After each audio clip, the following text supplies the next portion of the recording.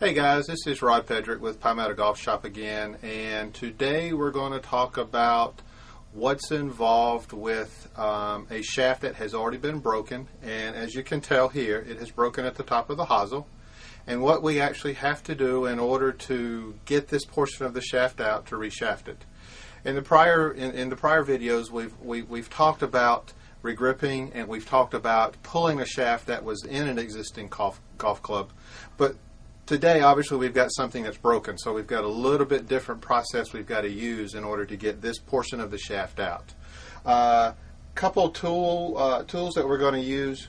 We're going to use our standard heat gun again. Okay, same thing we used in order to pull a shaft. We're going to use a drill with a drill bit. I usually start with a smaller size bit as opposed to something larger. It's easier to drill inside the hole there and kind of get some of that old shaft out. And then at some point we'll actually use a wire brush that we put inside the drill to clean inside the hosel to make sure it's nice and clean and ready to reshaft. So to start out, first thing we're going to do is we're going to heat it. And and there again, this is going to be heat that we apply directly to the hosel. You know, obviously with this club we've got a hosel that is roughly 1 inch to 1.25 inches. I like to direct my heat directly on that surface, that silver surface, as opposed to the painted surface. I try and avoid any painted surfaces as possible. Obviously you don't want to put too much heat on the painted surfaces because you could burn them. And if the tip of your heat gun touches that, obviously it's going to create some problems. And so that's something that we work really hard in order to avoid. We don't want to damage the club any more than what it is, and we want to get it back to you in really a better shape than what it was when it got here. So we're going to apply some heat to it.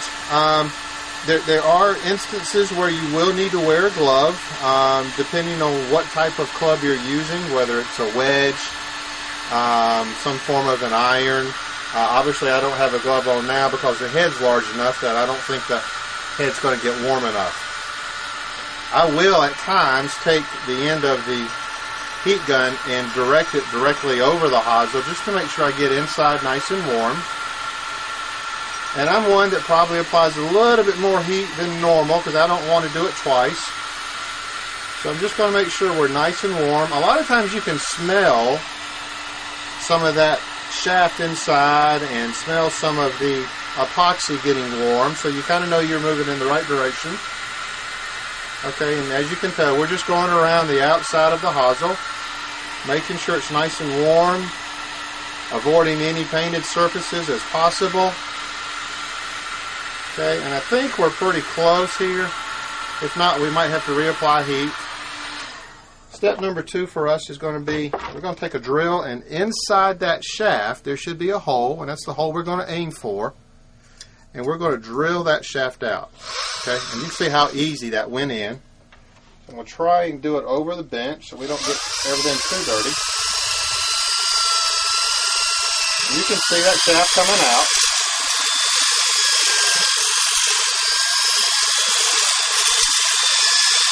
Okay. Just kind of tap it down to make sure you got everything out. We still have some stuff in there. You can kind of tell the very bottom it's a little dark, but there's still some shaft at the bottom. We typically want to see something silver at the bottom. So we're going to drill a little bit more. There we go.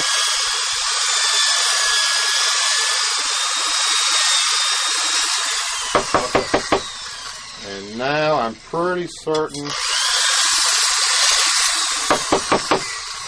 that we have everything out. It's kind of hard to tell inside because it's so dark. But what we're going to do now is we're going to take the drill bit off, put a wire brush on it, and we're going to use this wire brush to clean the inside. So a lot of that residue that's inside should come out now.